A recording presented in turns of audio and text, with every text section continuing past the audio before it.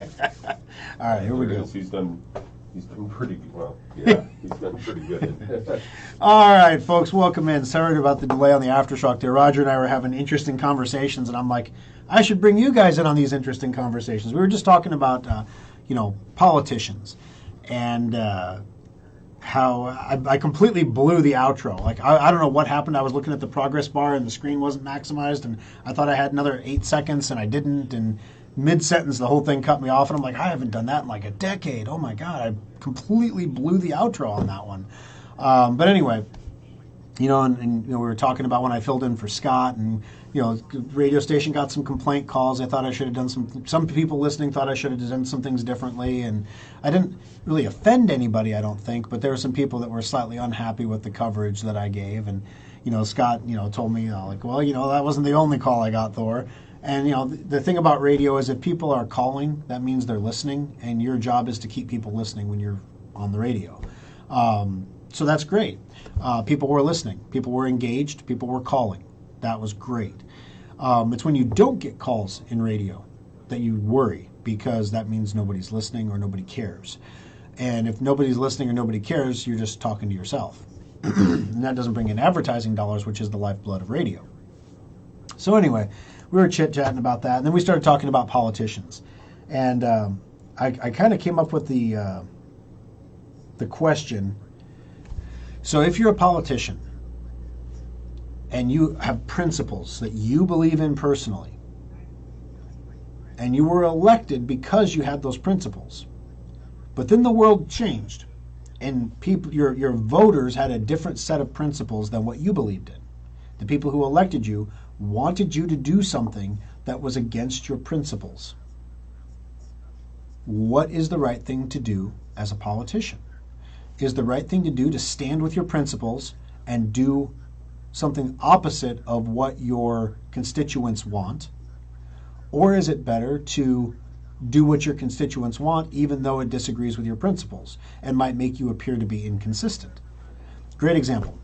$40 billion to Ukraine for more weapons. It's starting to get stupid, in my opinion. We're spending a lot of money on weapons for Ukraine. I think we have spent ourselves what is half of Russia's annual military budget to give weapons to the Ukrainians. Righteous cause, believe in it wholeheartedly, but I think that the objective here in Washington's eyes is to whittle down Russia without the loss of any American lives. We can thin out Russia's military, reducing their potential as a threat in the region with little risk, just for dollars. So it's not a bad deal. Well, the problem is Ukrainian lives are being lost. Ukrainian cities are being destroyed. Do you really think the Ukrainians are going to stop once they push the Russians back to their original battle lines? Why would they? They're going to want to take back the Donbass. They're going to want to take back Crimea. Do you think the Ukrainians are going to stop then? They're already taking back territory that Russia considers Russian. So why don't they take a little more? Is Russia going to stop them then? What if Russia can't stop them? Because the weapons that they're receiving are so good, and the training is so good, and the leadership is so American behind the scenes, that the Ukrainian military is kicking Russia's butt. So what if we've done too much? There's got to come a time where we stop. When is that time? And so, you had Rand Paul, for example, come out and stop the $40 billion. It'll go through. He's just going to slow it down a little bit. Because he says, my job is to be an American leader here, and I'm not so certain that we need to fund Ukraine's war with Russia completely. His voters disagree with him. His voters in his district want to see this money go to Ukraine. His principle says that shouldn't be doing it. We shouldn't be interfering in what is a non-American problem. So, what's the right thing to do? Who knows, right? So that's the kind of stuff that Raj and I were talking about. Like, what's the right thing to do, and how you can't be politicians who go to Washington and they get used to that lifestyle. They never come back. We're like, why is Don Bacon such a good guy? Like, why is it that Don Bacon is so relatable? Is it just because his name is Bacon and everybody loves bacon? Is that really why? Or is there something more there? Well, he doesn't spend all of his time in Washington. He actually comes home and is here, which allows him to stay grounded. Whereas if you go to Washington and that becomes your lifeblood, and the people that elect you are just the mechanism by which that you stay in Washington, you become a Fortenberry. And you kind of lose that touch with the people who got you elected, and you become more and more attached to what Washington is giving you and how you're going to keep it, even if you're going to break the rules to keep it. He's not the first politician to have that happen. So anyway, I don't know if the connection is really choppy for you guys too. I'm trying to watch it across my live stream here, and I'm getting a lot of hiccuping and hopping. So I apologize if you're seeing that. There's nothing I can really do about that on my end. It's just Facebook this morning. Good morning, Al. Good morning, Roger. Back with coffee. Aaron's here. Cheryl and Rich are here. Let's see. Mary is here. Mary, thank you very much for the pajamas, Mary. We did receive those pajamas that you dropped off in the service center for Jacob's pajama drive. I really appreciate everyone who's donated to that. The blankets are going phenomenally well. We're on track to have our 50 blankets completed. I think we've got like 40 something of them. So we're getting to the point where we're good on blankets. Pajamas are where he really needs the help right now. We're working on approaching churches and getting them involved. We're having a lot more luck with the smaller churches, actually. There's a couple larger churches that are actually that we expected to be more receptive. And he still has, he's sent emails and hasn't heard back. He's got to make some phone calls and stuff. But it's the smaller churches that are doing a lot of the heavy lifting right now. By smaller, I mean churches with less than 50 people. Just amazing stuff. The pajamas that are coming in. He's on track to get to his 200, but we think that once he gets in front of some of these churches, if these small churches are making huge impacts like this, if we can get into one or two of the mega churches that are already involved with Release, they're already doing something with Release foster care already. If we can get in with them, I think we're going to have some donations that really blow it up. So it's going really well.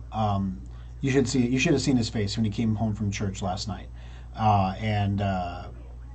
Boy, he said, I'm going to need some help bringing the stuff in from the car. And we thought he was just exaggerating. He's like, hey, Jacob, whatever. No, then we saw armloads of blankets coming out. Not like blankets. We're talking blankets. And one person made 14 blankets at the church in a week. Just amazing, amazing work. So many kids are going to be blessed with this stuff. So thank you for those who have helped. If you haven't already helped out and you want to help out, there's a couple different ways you can do it. We have drop boxes at the service centers where you can drop some pajamas in the box and just call it good. Otherwise, we have an Amazon wish list that you can, let me see. I don't know if Kimberly's still watching. She is. If you can, Kim, if you could post the link. For some reason, when I posted it, it didn't actually bring up the project page. It brought up a search box. But basically, if you can help, there's an Amazon wish list where you can just go on there and you can buy a pair of pajamas and have them shipped straight to Jacob, and then it'll go into the tally for those 200 pajamas is what Release Care needs. There's something like 1,600 or 1,800 kids in foster care in Omaha right now. I think that was the number that you shared with me, Kim, the other day. But about 200 kids a year enter the foster care system, and Release serves all 200 of them with things that they need when they get into the system. They've got enough backpacks, they got enough duffel bags, they actually need stuff to go in those bags. They need pajamas. Some of these kids have never had a pair of pajamas in their life. Can you imagine being 13 and never having a pair of pajamas ever? Some of the younger kids especially, and the younger teens, having a blanket, it sounds like a stupid thing, but having that comfort item, that it can mean a lot, right? It can mean security for a little kid, or it can mean just something, a little bit of comfort for a teenager who doesn't really know what's going to happen next. There was the way the guy described it. I was at the Release Gala that they had, and they had a guest speaker there who had been through the foster care system, and he said, imagine being hurt by the people who are supposed to love you so badly that it's illegal. Being hurt by the people who are supposed to love you so badly that it's actually against the law. And that's what it's like to be a foster kid. And that really puts it in perspective. So the least, I mean, having a pair of pajamas isn't going to solve their problems. It's not going to fix their world. But it's one small thing that we can do to make their world better. And if everyone did a small thing to make this kid's world better, well, they might have a different outcome, at the end. We want, Jacob's birth mother was a product of the foster system in Nebraska. She was a well-adjusted adult. She's married. She's got a family. It's a great success story. So, I mean, there are good kids in the foster system. It's not, these kids didn't do anything to get into the foster care system. It's their parents that did things to get them into the foster system. So the least we can do is provide them a pair of pajamas or something like that, I think. So if you agree, if you're able to donate, we really appreciate it. And Jacob will add your pajamas to the tally, basically, that are going to go to Release. If we cross that 200 line, Release has a network of other foster closets, basically, that we can reroute the donations to make sure that as we cover a geographical area, we can expand to cover additional geographic areas. So, one of the things that Jacob Scoutmaster was a little concerned about with this project is he said, this is a really good, feel-good project. Like this could go viral, and if it does, because if people on Facebook start sharing the page, for example, if you could do that, that would be amazing. Sharing it with your friends and family members, and then churches start sharing it, and then all of a sudden it goes viral. You could end up with way more than 200 pajamas. What's your plan on dealing with that if you get 2,000 pairs of pajamas? And he hadn't considered that. Like, oh yeah, I guess we better have a plan for that in case that happens. It's not the goal of the project, but if it does happen, we have a plan for that now. So it's good stuff. Good life experience. All righty, let's see here. Thanks for the audio check, Winston. I appreciate it. Randy, good to have you. Good morning, Steve. I did a refresh on my feed, and that seemed to get rid of most of the hiccups and the lags in the video. So if it's still kind of flashing and jumping for you, just refresh the page, and it should bring it up real nice for you. All right, Richard's on board. Let's see. Good morning. Can Sophos antivirus be installed and supported remotely, such as for a user in Seattle? Absolutely. We can install it over the Schrock desk, Bob, so it doesn't matter where you're at. The only devices that we have trouble doing remote installations are Apple devices. We can still do it, it's just a little more involved because Apple does not allow you to remote into any device. Like even if you wanted to let somebody help you, they can't remote into your Mac. On Apple phones, we send you an email with a code in it. You scan that code, and then you're able to set it up on your Apple device. But as far as computers, Android devices, totally can do that remotely very easily. Aaron says, Russia's lost a third of their military in Ukraine. I think they're going to get to a point where they're so desperate to win that they'll pull out nuclear weapons. Well, it's possible, Aaron, but, that'd have to be pretty desperate. Honestly, if they pull out the nukes, I mean, there's no going back from that. And if they pull out the nukes, everybody will know that they're that desperate. And, yeah, I don't know what happens there. But, I don't know. It seems to me that there has to come a point where we have to be a little bit more careful about what we're sending to Ukraine, because I'm just saying, if somebody comes in, okay, let's just say that a country comes into America, blows up major cities, shells the hell out of people, kills tons of people, massacres children, massacres women, kills a bunch of our troops, unprovoked attack, and then we rally and we've got them on the ropes. Are we gonna just stop because we hit an imaginary line on a map? Or are we gonna beat those sons of biscuits until they're begging us to stop and saying we're so sorry for what we did to you? That's a real possibility. And if they're at the point, I think they pushed the Russians out of Kharkiv yesterday. They pushed them back effectively out of the outskirts of Kharkiv, which means now with their new howitzer artillery that they've got, and their positioning in Kharkiv, that puts them in artillery range of Russia's locomotive supply lines. They can hit the train tracks that are supplying the Russians in the Donbass. So the first thing you do is you cut off the Russian supplies to the Donbass. They get no food, they get no ammo, they get no medical aid, they get no evac. Then you start attacking and harassing them in the Donbass, running down their supplies, making them basically degrading them to the point where they're a less effective fighting force, while you constantly have a stream of new weapons coming in. Eventually they stop shelling because they run out of shells. And then all of a sudden the Ukrainians can overrun those positions and push them back out of the Donbass. So you can see how this is going. It's a slow grind pushing the Russians back. And as long as the weapons keep flowing into the Ukraine, they will be able to continue to push the Russians back. They're not in a stalemate right now. Ukraine is pushing them back. Partially because of bad Russian leadership, partially because of superior American assistance and leadership to the Ukrainians, partially because of more advanced weaponry. The Russians' weapons are not as good as what America is giving to Ukraine. It's facts of life. A lot of our NATO partners are giving them, the Ukraine, a lot of their old antiquated Soviet-era systems, and then they're buying replacement systems from America, American defense contractors. So you're replacing old S-300 systems with Patriot batteries now. So the level of weapons that NATO has are going to be such a class higher than anything that any adversary in Europe would have. It's going to be pretty interesting to see, which is why Finland and Sweden are like, okay, time for us to join. And Russia's like, oh, don't do that. We're gonna do bad things to you. And literally Finland's like what? What could you possibly do to us? You don't have any people to do it with anymore. So we're going to join the NATO so that if you do decide to do something like you did to Ukraine, because you've threatened to do it, and we understand now that when you threaten something, you mean it.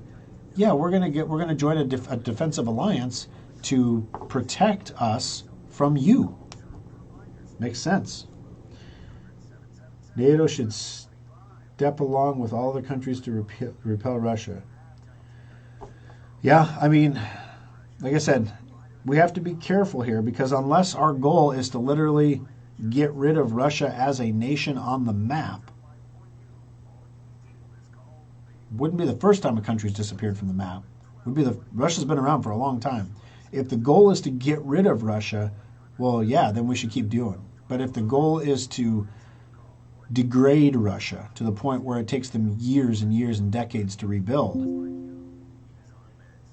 then I think we need to slow the weapon flow a little bit so that there can be some kind of a peace, because there's not going to be, as long as Ukraine thinks they can push Russia back, there's no incentive for peace on Ukraine's side.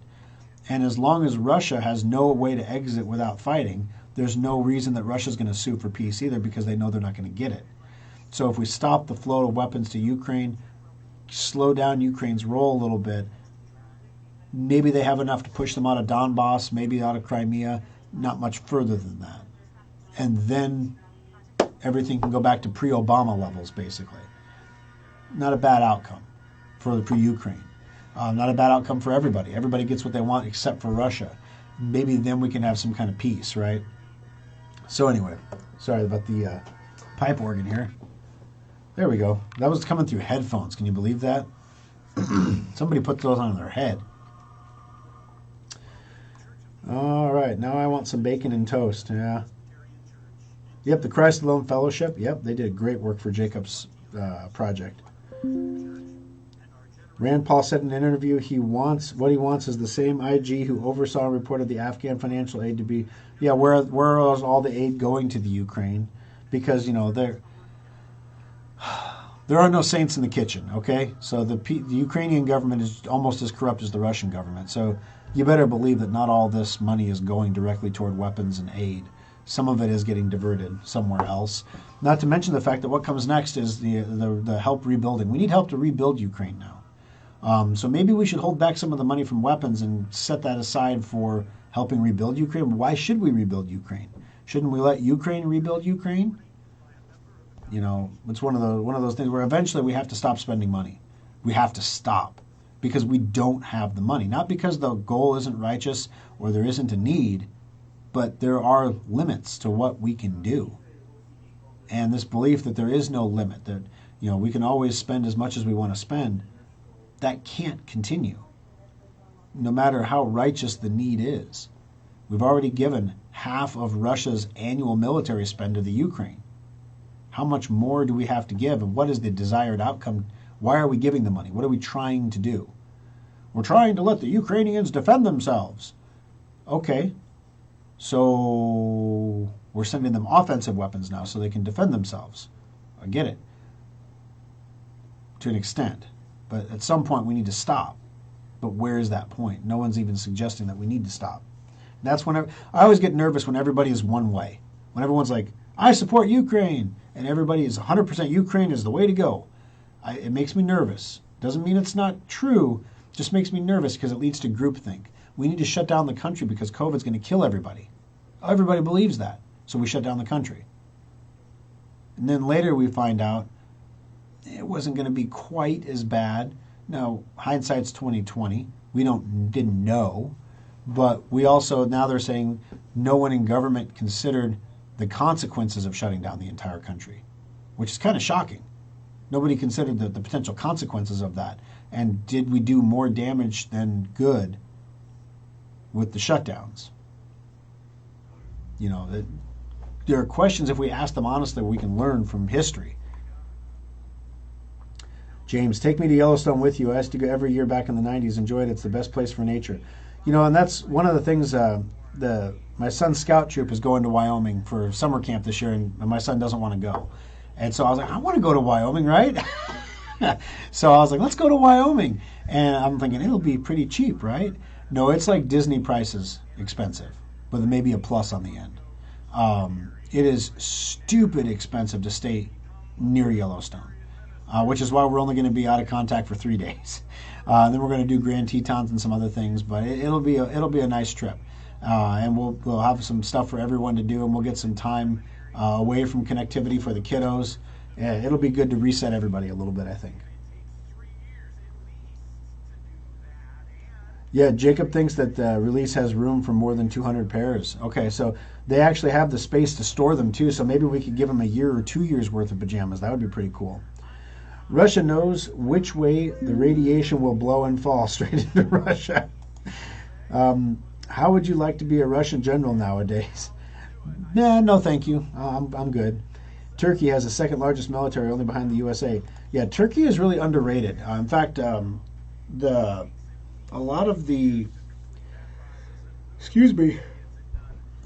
people who predict what's going to happen militarily in the future, they said that Turkey is actually going to be one of the pivotal countries in the 21st century in Europe, and that Turkey's decisions and military decisions are going to make or break Europe in the 21st century.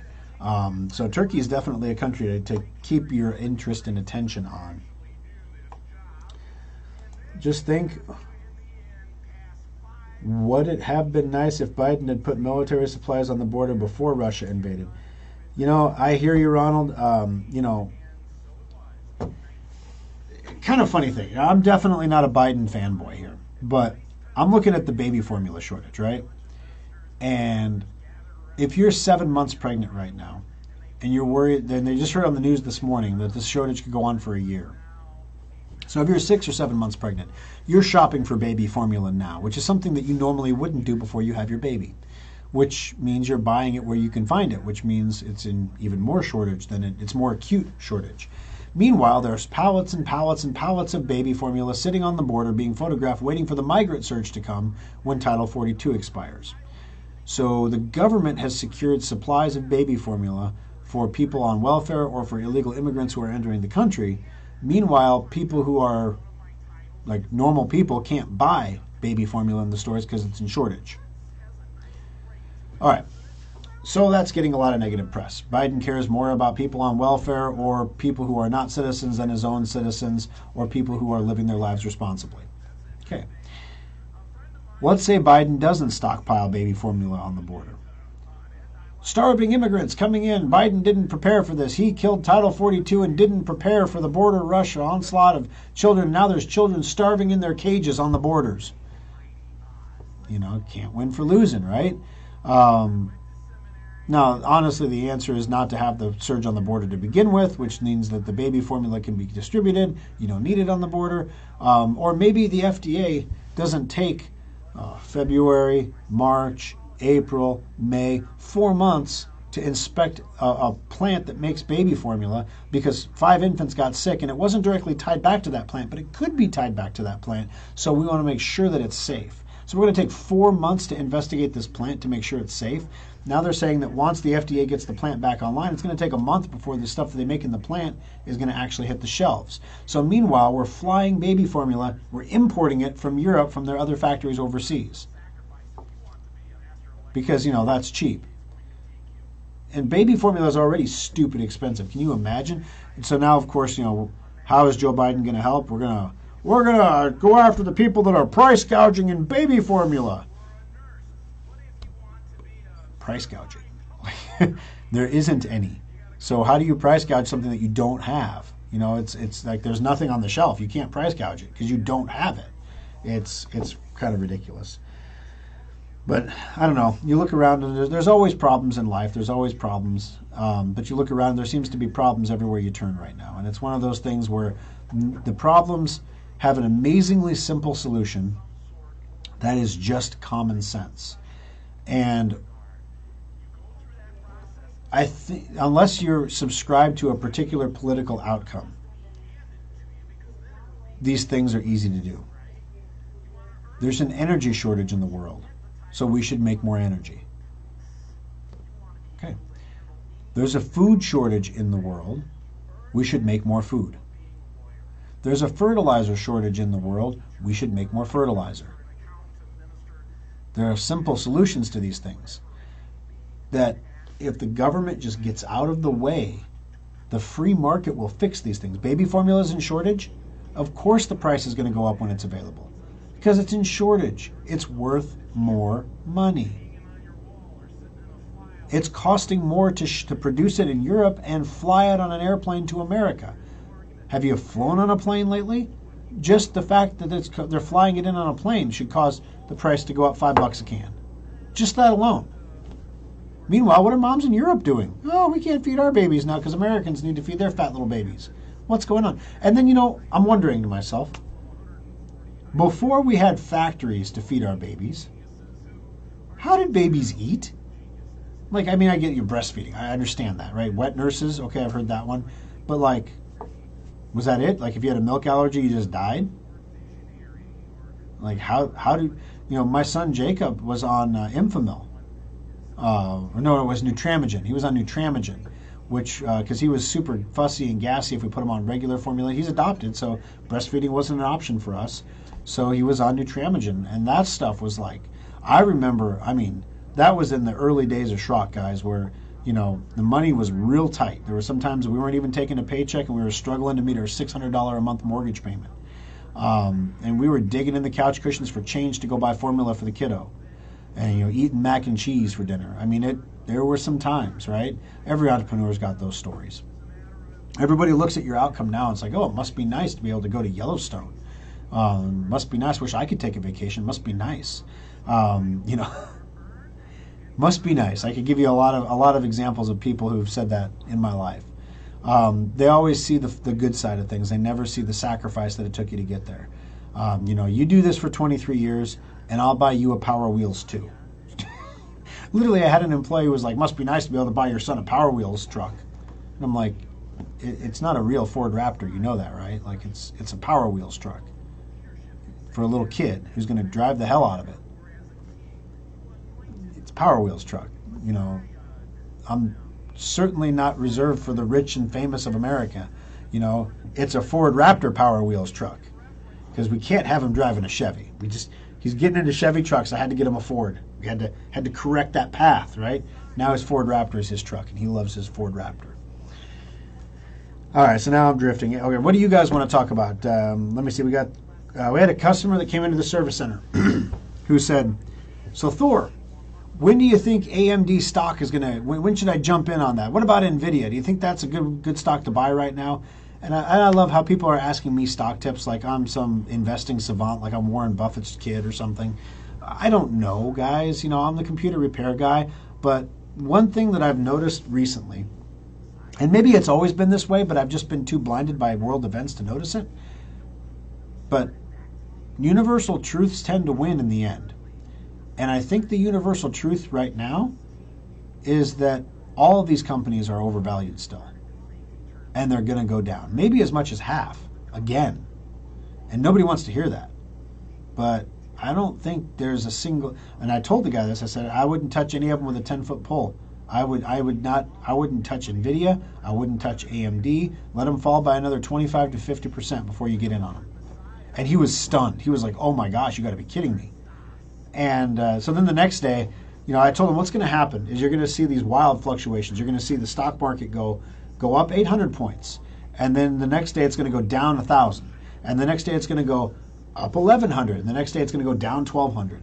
So you're going to have these awful days and these great rally days. But at the end of the week, you're going to be down every week. Now, what is it, 6 weeks? I said this about a week and a half ago. Now we're 6 weeks in, and every single week it's down. Now there have been great rallies in there and huge losses in there, but the losses are always outpacing the rallies. So you have a general direction of going down. What's getting better? What would make it go up? Have we found a bottom yet? Well, I don't see people stopping contributions to their 401ks, because that's what basic investors do. Why would I put my money in there? I'm just going to lose it. As opposed to thinking, I need to put money in as it's going down so that I get in at these lower prices. And if I dollar cost average in, I'm going to be able to buy some of these shares at a really low price to offset the shares that I bought earlier at a really high price to get a better median price. People will just stop contributing to their 401k when it's going down. We haven't seen that yet. We haven't seen, sell it all. I don't care. I'm going to cash. We haven't seen that yet. We still hear people like, we could buy the dip here. I think we'd like to see it go down just a little bit more, and we're going to buy in. That's what you're hearing on all the financial news. You're not hearing, pain and gnashing of teeth. You're not having 40-point bold, the stock market crashed headlines on the newspaper. I don't think we've hit full capitulation yet, where people are just like, I'm done with this crap. The Reddit crowd, AMC, we got to get them to rally. GameStop rallied the other day. When GameStop is rallying again, we're not at capitulation. It doesn't make sense. With that said, we're throwing the baby out with the bathwater here. So are there some stocks? Microsoft's down, 30% off its high, something like that. Disney's down 40%. There's some good companies that have good product. The question is, are they going to get sucked lower or not? And I think that some of your stocks, like look at Peloton. Why the hell was Peloton? They make exercise bikes that people bought during a pandemic when they were locked in their homes. Did you really think they were going to stay in their houses after they weren't locked down on their exercise bikes? Or were they going to go back to the gym where they were before the pandemic? They're going to go back to the gym. So if I'm Peloton, I'd be selling my bikes to gyms, so gyms don't have to hire personal trainers. Just a thought. But instead now Peloton's striking a deal with the federal government, and we're going to pay for every person in federal government, every employee. It's going to cost like billions of dollars a year if everybody takes advantage of it to get their Peloton membership. You got to be kidding me. So the U.S. taxpayer is bailing out Peloton? You got to be kidding me. So there are certain things in life, directionally. Are interest rates going to stop being raised? Has inflation been crushed? No, interest rates are going to continue to go up. Eventually, it's going to pinch the housing market, which is going to cause another downturn. Okay, so rates are going to keep going up. As rates are going to go up, stocks are going to eventually keep going down. Right now, there's a correlation between crypto and the NASDAQ. Like it or not, the two are correlated. Over the weekend, if Bitcoin is down, Monday is going to open lower in the NASDAQ. If the NASDAQ has a good day, Bitcoin, after trading closes on the NASDAQ, Bitcoin goes up. It's like a clock. So if you think the NASDAQ is going to go down, you'd be foolish to say that crypto is not going to go down. I think Bitcoin's going to go down to the $24,000 level. At that point, I don't know that that's a bottom, but at that point it's cheap enough that I'm going to buy in, because I think the actual fair price for Bitcoin right now is close to $50,000. But it's been like the baby thrown out with the bathwater, along with some of these great companies that are getting tossed out, and they're lower than they should be. Does that mean they're not going to go lower? Probably not. They're probably going to go lower. Just like Bitcoin is probably going to go lower. That's why I'm not buying it right now. I thought about it at 27. I was like, maybe I should buy a half a coin, and then I can buy the other half at 24, because maybe I want to time the bottom. Is right. I was like, you know what? If I still have my powder and it goes back up to 35,000 and I miss the opportunity to buy at 27, what have I actually lost? Nothing. I'll have another chance. That's the thing with crypto. It crashes regularly. Regularly, it loses half of its value, and then it's almost like the stock market is compressing and going lower, and then compressing and going lower, and compressing and going lower. Crypto does the opposite. Over the long term, it compresses and explodes higher, and then people get sucked in. They're like, "Oh, look at this! I want to get fear of missing out," and then it compresses and crushes all the weak hands, and then it explodes even higher. So now there was something that happened. A lot of you may have heard about stable coins, and all the trouble with the stable coin is. Well, there are multiple different types of stable coins, but they fall into two main categories. You have a stable coin, which is backed by actual cash equivalent stuff. So the USDC or USDT, Tether, the Circle stablecoin, those are backed by actual physical assets. So there's gold, there's silver, there's cash equivalents like bonds. Some securities, hopefully not too many, are backing these coins. So that the idea is these coins will always be pegged to the US dollar, one for one.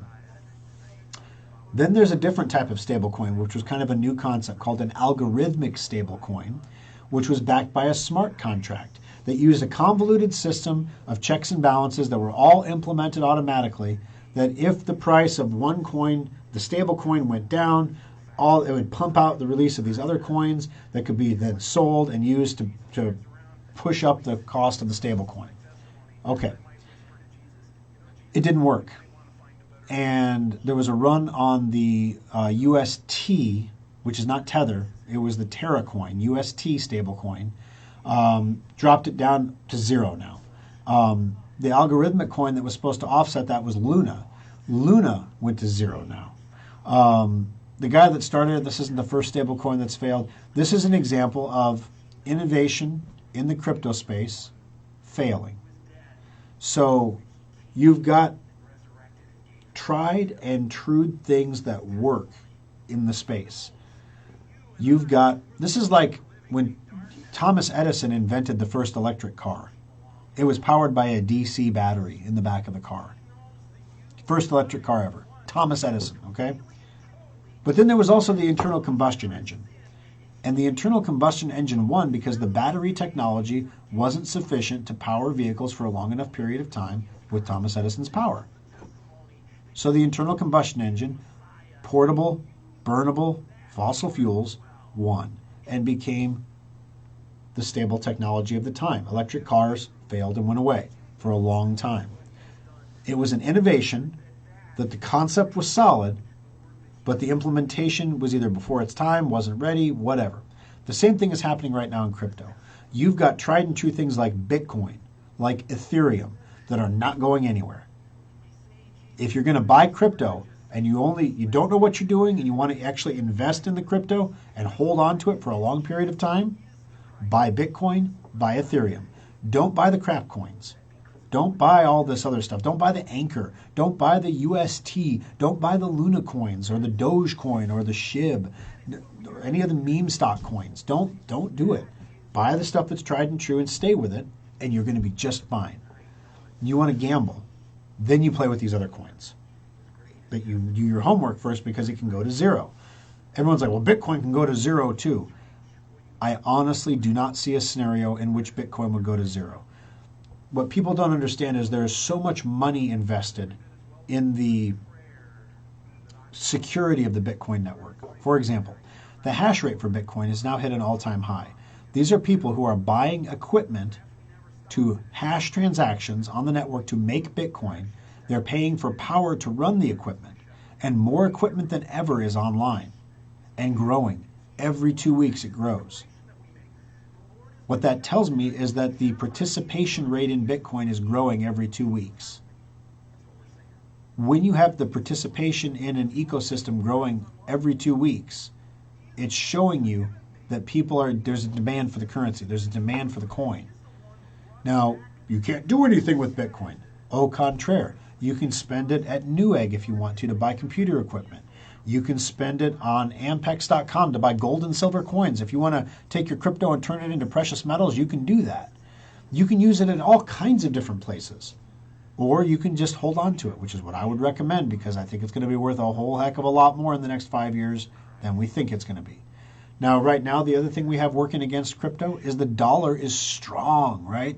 So people make the mistake of measuring crypto in terms of its US dollar value. Right now, the dollar is going up in value as among a basket of currencies because it's the cleanest dirty shirt in the hamper, and getting cleaner because interest rates are going up. That doesn't mean that Bitcoin is worth less. In fact, I think Bitcoin will eventually be worth more US dollars than it is now, even if the dollar is stronger, because the dollar is stronger relative to other currencies. Another way to say this is all currencies are in a state, all fiat currencies are in a state of decline, but the US dollar is declining slower than the others, making it stronger.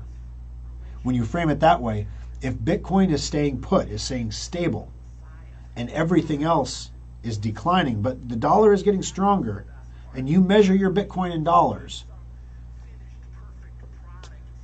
yeah, it's going to go down for a little while, but at some point we're going to find a bottom, and when we find that bottom, it's going to explode higher. Crypto always does, always. So I wouldn't bet against it. All right, so there's your stock and investment advice and crypto stuff.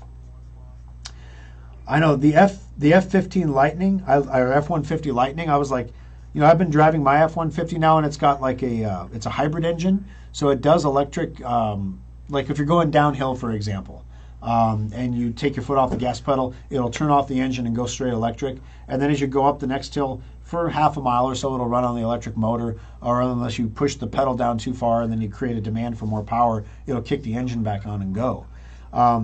It's doing wonders for my gas mileage. And the truck has plenty of power when the electric motor is engaged. So yeah, I mean, I'm looking at the F-150 Lightning saying that's not a bad idea. For 40 grand also, that's not a bad idea. I'm just saying, I think it could be good. You are seeing that already in the stock market. Yeah, I am seeing that. But the problem is people get this confirmation bias. There's a word for it, and it escapes me right now, where people are fixated on getting back to all-time high prices, whereas Cisco still has never hit its all-time high price from the dot-com bubble. Cisco never recovered to the all-time high, ever. Amazon may never recover to all-time high. Microsoft may never recover, ever, to its all-time high. Netflix most certainly will not recover ever again to its all-time high. Peloton will never recover to its all-time high. Half of the stocks that hit all-time highs in the 90s dot-com bubble are no longer even companies. I'm just saying, make sure you're careful with who you're picking.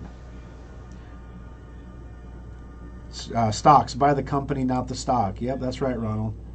It's a little hard when you have a 401k, though, because you have to buy sectors, and you're counting on other people to make investment decisions, and, people like Kathy Woods losing a lot of money. I'm not so sure, Oh, excuse me.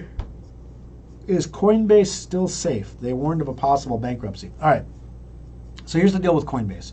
There was a story that came out that Coinbase said if Coinbase were to go bankrupt, all the funds deposited in Coinbase accounts could be considered assets of the company and therefore could be tied up in bankruptcy proceedings where you are a creditor and you have a claim in the bankruptcy. And you may not be made whole. You may only get a portion back of what you have, and you may get nothing. Just depends on where you rank among the creditors. So is Coinbase safe? The only safe place to hold your crypto is in a wallet on your device that you hold the personal keys to. That's it. I would never recommend having all of your crypto in one place. I keep a personal wallet on my device that I have access to in the keys for. Nobody can take that from me. Not unless I give them the private key. Nobody can take that. I do also have some at BlockFi, earning interest. I have some over at Gemini, earning interest. I don't have a whole lot in Coinbase anymore because why would I leave it at Coinbase when they don't pay me anything? But I'll use Coinbase to buy crypto sometimes. But yeah, I don't really use Coinbase for too much anymore. So are they safe? It depends what you want to do. If your objective is to buy cryptocurrency and hold it for a long period of time, you should keep it in a personal wallet on your device. If your objective is to trade Bitcoin, you should keep it at a place like Coinbase or Gemini, where you can earn interest on it or trade it. It depends on what your outcome or what you want to do is, and the risk level that you're comfortable with. So yes, if Coinbase goes bankrupt, yes, your crypto could be lost. But that's no different than any other online company or online wallet. That's the risk you take when you put your stuff online. If the company is bogus or the company goes bust, or you invest in a crap coin like Luna, you could. The people who invest in Luna are called lunatics. Literally, they call themselves lunatics. You're taking the risk. So keep your currency in a personal wallet on your device, and you'll be much better off, if that's what you want to do with it. All right, guys, I'm going to wrap it up for the day today. I appreciate you joining us. Quick program note: as of next week, we'll still be live on the 22nd, and we're going to be doing an After Schrock on the 22nd, the 29th, and the 5th. Those shows will be recorded. So I'm going to give you new shows so that you don't have to listen to reruns, but they will be pre-recorded, which means there will not be an After Schrock. So it's tough to do an After Schrock when it's tough enough to pre-record. Normally when I record a show, I record it on Thursday or Friday the week before. So that way I can give you guys current news and events and things like that in the program that are applicable to that week. Recording for a week in the future is a little more challenging because all the news is a week old. So, or in some cases 2 weeks old. So how do you talk about what Elon's saying about Twitter when you're recording for 2 weeks in the future when he says something new every day? So it's an interesting time to have to do that stuff. So what we have are, we have current event shows. That's what I do every week. And then we have what we call evergreen shows. Shows that if Ford gets hit by a bus and is in traction, you could run this show anytime and it'll be just fine. So I would suspect on the 5th you're going to get an evergreen show, and on the 29th you're going to get a current event show. So fun times. This is a little peek inside baseball of what you get and the planning that goes into a Compute This show. All right, guys, we'll talk to you all again next week. Also, if you're able to help Jacob with his Eagle project, really appreciate it. I'll put another link here. I don't know why my link's, it's a search link. I guess that's probably why. But if you click on that link, that'll take you to the Sweet Dreams Eagle project, where you can donate pajamas to the drive that Jacob is putting together for his Eagle Scout project to help the foster kids served by Release. The Release Foster Closet provides items of necessity for foster kids in the Omaha metro area. One thing that's in desperate need are pajamas. Some of these kids have never had a pair of pajamas in their life.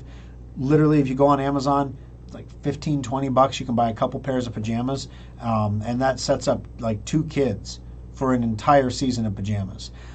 So if you go on the Amazon wish list, it's nice because as you buy things, it removes them from the wish list. So we don't end up with the wish list is distributed among boys and girls in all kinds of different sizes. So if it's on the wish list, you know it's something that is needed by Release. If it's not on the wish list, those sizes are not needed anymore. So it makes life really easy, makes it easy to do. I mean, one of the things is people think about pajamas for kids, and you think about little footsie pajamas, right? Nobody thinks about pajamas for a teenager. Yeah, like long sleeve, long pants pajamas for a teenager. Yep, kids need those things. Lots of teenage kids in foster care need those things. So there's a list there of everything. If you could, I know some of you have already donated. I really appreciate it. Jacob really appreciates it. You should see his face when the Amazon truck rolls up and the packages come out just for Sweet Dreams, and he comes out and gets them, and he takes them up to his room because otherwise his sister will open all the packages. Katie, she loves opening things. Anything she can open, she will open. She literally will open anything. So if you get a package from Amazon, you gotta huddle it and run away with it before Katie opens it. So he takes them up to his room and he opens them all up and he stacks up the pajamas and keeps count of how many he's got and checks them off the list so he knows what we need. Because some people just give him, say, Jacob, here's $100, go buy pajamas, and he and mom will go out to Kohl's or whatever and go shopping for clearance pajamas and see how far can we stretch $100 in pajamas by buying things on clearance or using our Kohl's cash or however we can do it to get as many pairs as possible. So the goal is 200 pairs. I think he's at 70 or 80 already, which is not bad for a week and a half, 2 weeks into the project. But obviously it's not 200 yet, so he could really use your help if it's something that you feel moved to do. God bless you. We really appreciate it. All right, guys. Have a great week. We'll talk to you again next weekend. See you then.